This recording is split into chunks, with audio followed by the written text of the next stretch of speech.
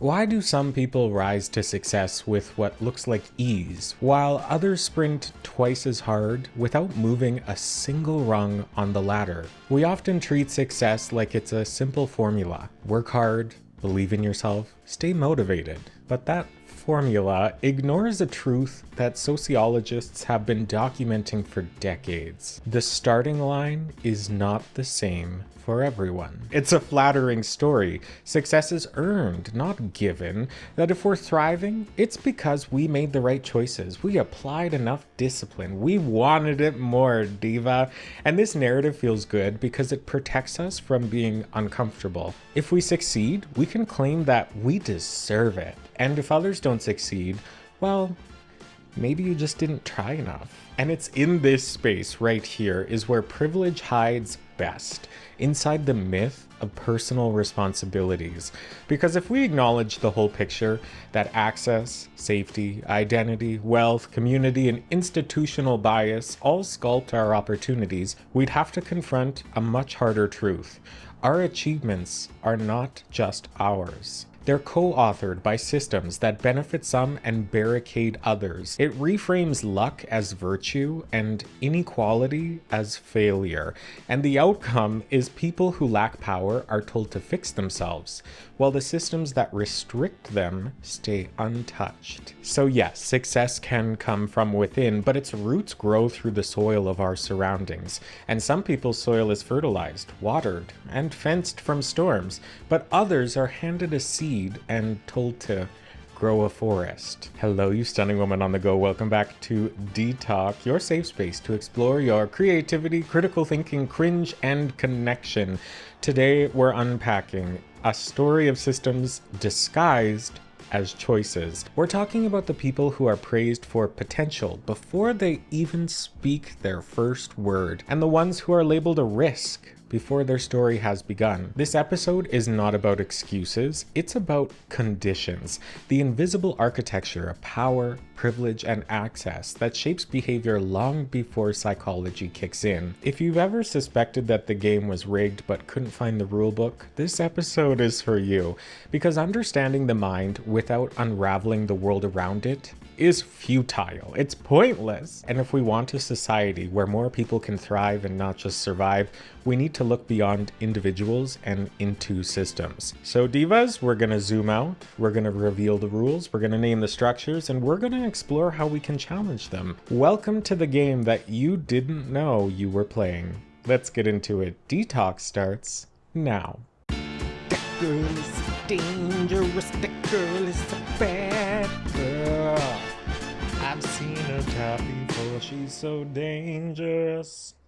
Privilege is the freedom not to notice the rules. A lot of us talk about privilege like it's a luxury item, a bonus, a perk, a nice thing to have. But privilege is about starting with the invisible essentials. Safety nets, confidence, cultural fluency, connections, assumptions of belonging, and just benefit of the doubt. Sociologist Pierre Bourdieu argued that societies are built on different forms of capital, and there are 3 different kinds of cultural capital that determine how easily somebody can move through institutions like school, work, and law. These unseen currencies shape our everyday lives, so let's explore them. The first of which is cultural capital. So this is like the code book. How do you speak professionally? How do you dress for a job interview? Being aware that office small talk is a performance and not honesty hour. Kids raised in affluent families learn these rules long before they can spell them, not because they're smarter, but because the environment trains them for institutions built in their image.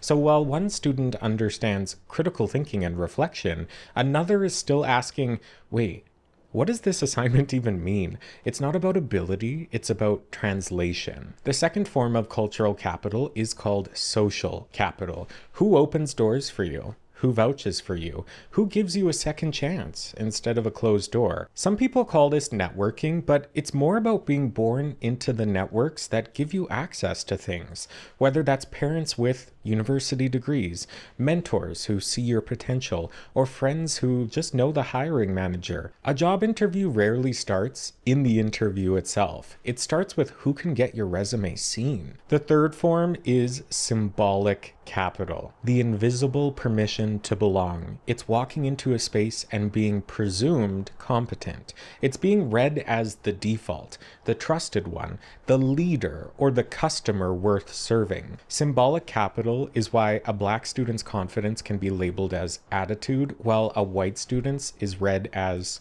leadership potential. It's the same trait with a different translation. These forms of capital serve as the starting line in the race of life. Some people line up miles ahead and think they sprinted there on their own. Others begin the race already exhausted from hurdles they didn't even realize they were jumping. And because these capitals are mostly invisible to the people who have them, privilege becomes self-erasing, and it disguises itself as merit. A lot of folks with high privilege don't say I had help, they say I worked harder, I made better choices, and I deserved it.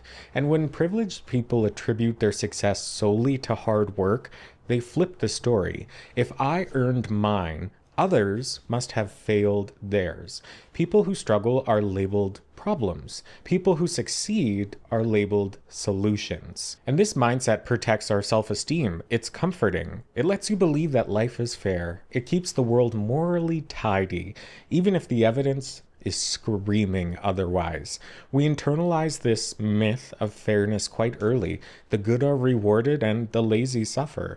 But when barriers are systemic, like discrimination, poverty, trauma, society calls them personal failings. That's not just incorrect, it's inhumane, because success does not begin with effort. Success begins with access. These hidden rules only become clear when they are working against you. When school discipline falls harder on students of color. When trans people need permission to simply use a washroom. When disabled folks have to advocate for their own access. In this way, privilege is a smooth ride up an escalator, while others around you are carrying weight up a set of stairs that you can't even see. I have worked incredibly hard in my life, and I take a lot of pride in that fact, but so many others have not even come within spitting distance of the rooms that I have been allowed into, simply because of the access and privilege that I have been given. I've had the privilege of being encouraged, being told I had potential, being given platforms, being visible in the right ways. I've also tasted the flip side, being queer in environments that weren't built to hold me. That whiplash, belonging in some spaces, fighting for oxygen in others, it's what made me realize that success doesn't happen in a vacuum. It happens in a structure. And if we refuse to acknowledge that structure, we end up punishing people for being limited by barriers they didn't build. Harvard philosopher Michael Sandel calls meritocracy the last acceptable prejudice because it allows the successful to believe they truly earned their privilege, and everyone else simply failed to earn theirs. Even when two people exert identical effort, outcomes are shaped by race, gender, identity, sexuality, class background, geography, disability, access to education and healthcare, safety, visibility, belonging, the list goes on. Sociologist Douglas Massey argues that stratification is not random, but that it's engineered and actively maintained by institutions. So when people say, if I can do it, anyone can do it, what they're really saying is, if somebody else had my exact life, they'd also succeed. Psychologists have found that the more privilege someone has, the more likely they are to attribute their success to their personal effort rather than a structural advantage. And this, in effect, is cognitive blindness at its core. Economist Miles Korak describes social mobility like a ladder. In some countries, it's quite sturdy, but in others, the rungs are broken for most people. Where you are born determines your school quality, your exposure to policing, your networking opportunities, and the chances of your upward mobility. This matters because motivation dies when the brain learns the painful truth that no matter what I do, I can't win here. This is called learned helplessness, and it describes what happens when effort produces no reward. Meritocracy promises reward, then systems deny it, making people internalize failure as a personal inadequacy, which often leads to harmful self-talk like, I must be lazy. Everyone else has figured this out. Maybe I'm just not meant for more. But it's not laziness, it's economic realism. When systems block movement, the brain stops wasting effort. Meritocracy wants us to believe that we alone control our future, that success is earned, and motivation is a personal trait, and those who fall behind deserve to fail. It's a narrative that protects power, because if the system is already fair, we don't have to do anything to fix it. I've learned firsthand that this idea of meritocracy is a cruel illusion. Growing up and navigating school, work, and creative spaces as a queer person, I eventually realized that effort and talent only get you so far, because there's an extra layer of energy required just to exist visibly as yourself, explaining who you are, defending your identity, deflecting microaggressions, the list goes on. And in this kind of environment, code switching becomes second nature. You start by shifting your language, your tone, your behavior, depending on who's around you, even subconsciously. And over time, it bleeds into your own private spaces, so much so that it can warp your sense of self. So while you may appear normal or acceptable in the eyes of others, but inside, authenticity can feel like a luxury that you can no longer access. Even when alone, the echoes of the self you've had to edit linger, making it harder to feel fully aligned with who you are. The truth is, while some people can show up and be seen as normal without thinking twice, others have to hustle just to be recognized as fully human. Understanding this doesn't make the system fair, but it does give us some clarity. If success isn't landing, maybe it's not you. Maybe it's the system. Building on our understanding of privilege and meritocracy, we now turn to the neurobiological dimension, how our brains respond to these social hierarchies and how they interact with our reward systems. Motivation is deeply embedded within our neurochemistry, and dopamine, which is often called the brain's reward neurotransmitter, regulates how we pursue goals, seek recognition, and respond to successes or setbacks. Dopamine release is not simply a response to achieving objective goals, it's also tied to relative status, perceived fairness, and social context. Social hierarchies act as scaffolds for dopamine-driven reinforcement. Recognition, promotion, or social approval triggers a dopamine release, reinforcing behaviors that align with climbing the social ladder. But structural privilege amplifies this effect. Those positioned favorably in these social contexts experience more frequent and predictable reward systems, while those facing systemic barriers encounter irregular and unpredictable reinforcement. Research shows that unpredictability in reward, while motivating in small doses, can lead to stress, learned helplessness, and burnout when it is persistent. And this creates a biological echo of social inequality. The same system that rewards status and recognition disproportionately favors those who are already at a disadvantage. Additionally, dopamine is deeply intertwined with our perception of fairness and opportunity. Social comparison theory explains that individuals constantly assess their status relative to their peers, with shifts in social standing producing measurable changes in brain activity and emotional responses. So, in other words, even minor setbacks or exclusionary signals can be experienced as neurological losses and not just social disappointment. And chronic exposure to these relative losses has been linked to decreased motivation, increased stress, and heightened risk of anxiety and depression. This underscores the interplay between social structure and biology. Unequal systems are literally harder on the brains of those who navigate them from a less advantaged position. Motivation is also influenced by the framing of reward and the perception of agency. So self-determination theory emphasizes that intrinsic motivation is strongest when individuals feel autonomy, competence, and relatedness. Yet, systemic inequalities can undermine all three of these conditions. Even highly capable people may feel their choices are constrained, their competence undervalued, or their social networks inaccessible, diminishing their intrinsic drive. Also, behavioral economists note that status-based rewards often carry stronger motivational weight than material rewards alone, and this explains why social mobility and recognition can feel intoxicating for some, but frustratingly out of reach for others.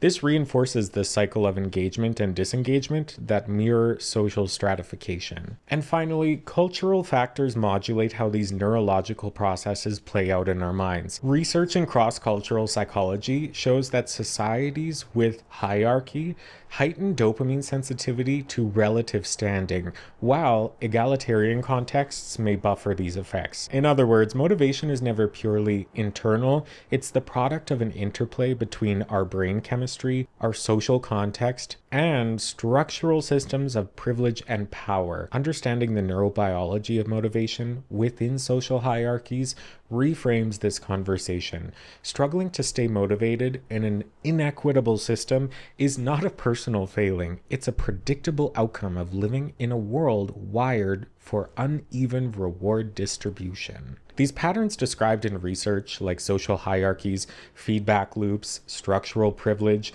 they're lived experience of so many people who blame themselves for their perceived inadequacies.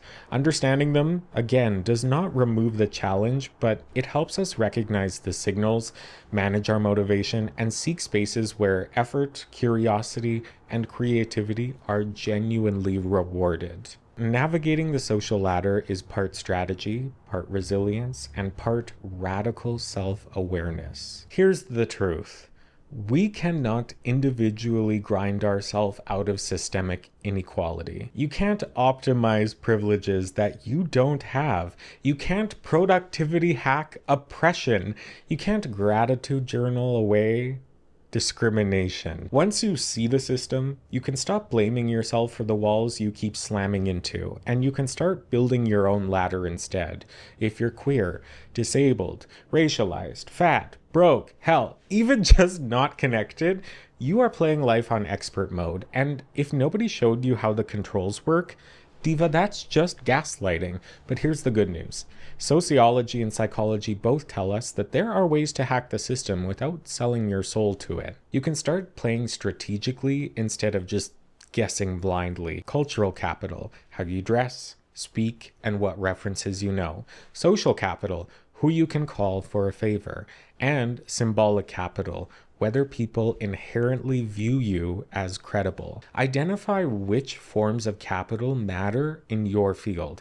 Invest in the ones that don't cost you your authenticity, and reject the ones that require shrinking in order to fit. We talked earlier about how motivation thrives when the three basic human needs are met for motivation. So autonomy, I get to choose the path. Competent, I feel skilled and growing. And relatedness, I matter to someone. A lot of institutions often block one or more of these. Rigid workplaces, no autonomy. Standardized schooling, crushed competence. Marginalizing cultures, zero belonging. Hack the environment instead of blaming the self through asking for choice and how you complete things. Pick challenges that stretch you without breaking you, and build community intentionally. Belonging should never be luck. When these systems deny our basic human needs, we must deny the system's power to define them. If you don't write your own story, somebody with power will write a worse one for you. So what does hacking the system actually look like? Educational psychologist Claude Steele found that when people know a system is biased, they can externalize their failure instead of internalizing shame, meaning setbacks feel less like evidence that they're broken and more like evidence that a system needs is changing. Awareness is not the end of this journey, but it is the exit from self-blame. It starts with community, and a huge part of this is the social capital. It's what gives us leverage inside these big institutions. When you don't have access to certain privileges, community becomes your infrastructure. The right people can open doors faster than self-discipline ever will. Another hack is reclaiming narrative control. Research from self-determination theory shows that our motivation skyrockets when we feel autonomous, when we get to define our values, our goals, and what success actually means. Another thing you can do is improve your visibility. Being seen creates symbolic capital, the kind that chips away at stereotypes simply by existing in the light. When marginalized identities show up in places they weren't meant to be, they force the world to expand its definitions beyond stereotypes. Representation is disruption. And sometimes hacking the system means you play by the rules to survive. Other times, it means you rewrite the rule book so other people behind you don't have to shrink the same way that you did. Reclaim the labels that are used against you. Surround yourself with people who celebrate your evolution. Practice identity audits. Ask yourself, does this version of me serve me? Taking control of your narrative in this way is a political act. Most societal change is not large and cinematic. It's small, persistent, annoying. Systems do not collapse because of one protest or one hero. They erode when millions of small acts compound on each other. Small revolutions like adding pronouns to your email signature, challenging biased comments in meetings, introducing policies that reduce gatekeeping, uplifting voices that systems silence, all contribute to the erosion of these systems that help uphold inequality. This type of resistance oftentimes does not look like a riot. Sometimes it looks like a spreadsheet, and that calls for a certain type of organization. I grew up quite overweight and visibly queer, and a lot of environments did not exactly roll out the runway for that combination. I learned very early on in my life to shrink. Voice lower, no limp wrists, because being too visibly myself had a lot of consequences. But then, when I entered education, a female-dominated field, suddenly the system flipped. My male-presenting body was read as leadership. My uniqueness became a resource. That contrast taught me something. Privilege is not a personality trait. It's a location. When the environment shifts, so does your power, which means the goal is not to become privilege. The goal is to build spaces where these very same marginalized traits are sources of capital, not excuses for exclusion. You don't overcome systems by outperforming them. You overcome them by understanding them. But here's the part that I'm still learning. You cannot hack your way into a sense of belonging while still hating the parts of you that make the system uncomfortable. Look, I became a teacher in a space where male-presenting people are often assumed to be leaders and not necessarily nurturers. My femininity made people underestimate me. My weight made people doubt my energy or commitment. But my social capital, my queerness, my ability to connect with people who feel like outsiders too, that became my hack. The thing the system told me to hide is the exact same thing that gives me power from within it. Every time I hold space where weirdness is welcomed, every time a kid sees me and realizes that a future for them is possible, every time somebody who almost gave up decides to stay, that's hacking the system from the inside. Not by becoming what the system values, but by making the system value what I have to offer. So no, we can't fix this structure alone, but together we can make it glitch. Here's the twist of this whole episode, this entire season really. The system wants us isolated. Because isolated people blame themselves. Isolated people don't organize. Isolated people don't change anything. We are told if you are struggling, that's on you. If you're burning out, just grind harder. If you don't belong, shrink. But what if the goal is not to fit the system? What if the goal is to break it open? Every time you show up as yourself in a world that demands your silence, that's resistance. Every moment you choose connection over competition, that's rebellion. Every time you lift someone else up the ladder, You're building a new one.